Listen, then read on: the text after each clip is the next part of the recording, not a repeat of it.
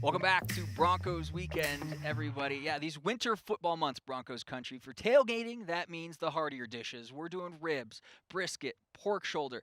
But that also means we're adding a little Colorado taste to it, some green chili. Alexis Perry is outside Mile High Monument right now with our friends from 505 Southwestern to see how we can infuse some heat into a tailgate classic.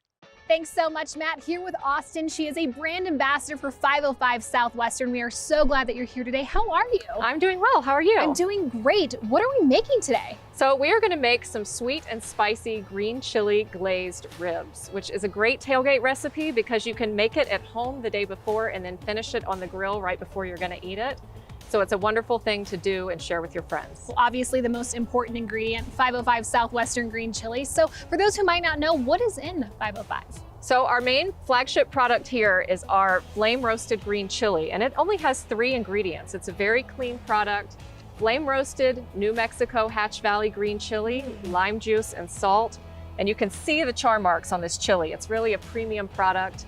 And we put some of this green chili into all of our salsas and salsas. Oh, I love it. Okay, so what is our very first step for these ribs? Our very first step is we're gonna make a glaze for our ribs. Okay.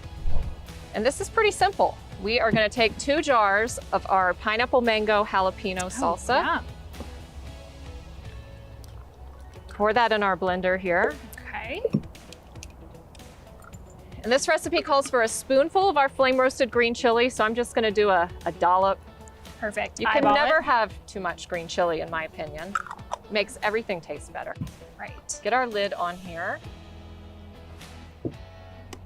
We're gonna blend this until it's a nice glaze. Okay. Crank it up a little. Crank it up. There we go. We're scaring Miles. Sorry, Miles. All right. So now that we have our glaze, we're gonna take our ribs. Smells good. And we cooked these yesterday, and you wrap them in foil with some glaze underneath and some glaze on top, seal it up in a foil packet, cook it for 3 to 3.5 hours at 350 degrees. So these are pre-cooked. We're gonna put them on the grill and add some of that glaze to finish them off. Okay, wonderful. Nice and hot. Just gonna bring this over.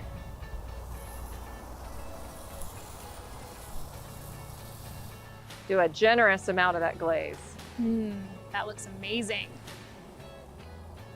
To finish it off, while those heat up, we are gonna make a slaw with some cabbage, some sliced fennel, some grated apple,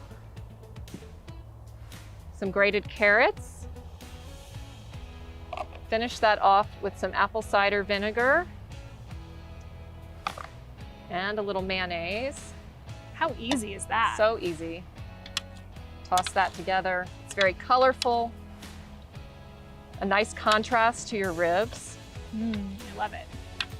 What are some of the other ways that we can use 505 Southwestern?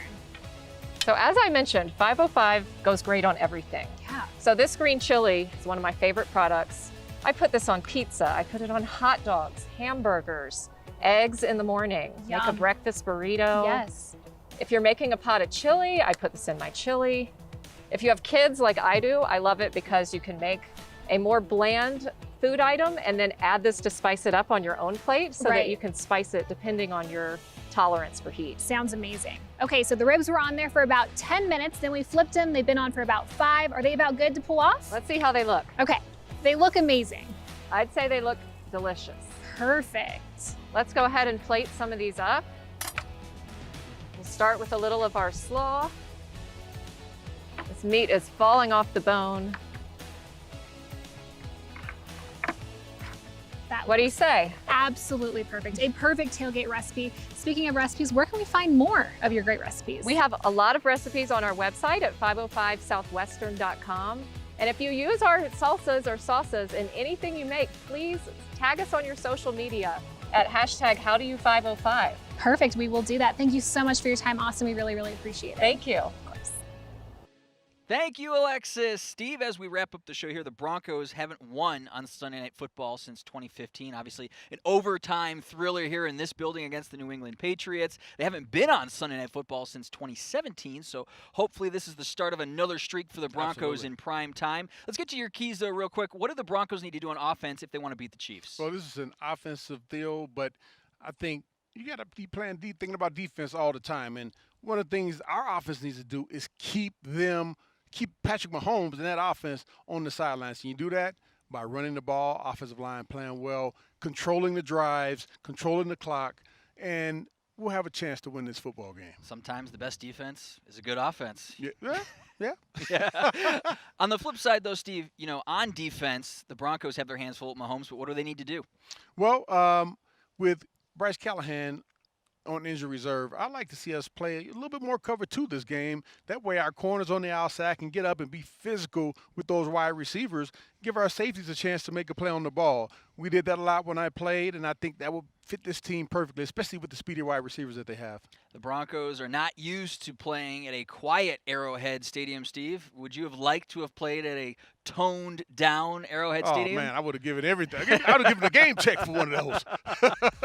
Fair enough. That'll do it for us on Broncos Weekend. Special thanks to the Hall of Famer Steve Atwater. I'm Matt Boyer. Thank you so much for watching Broncos Country. We will see you on game night.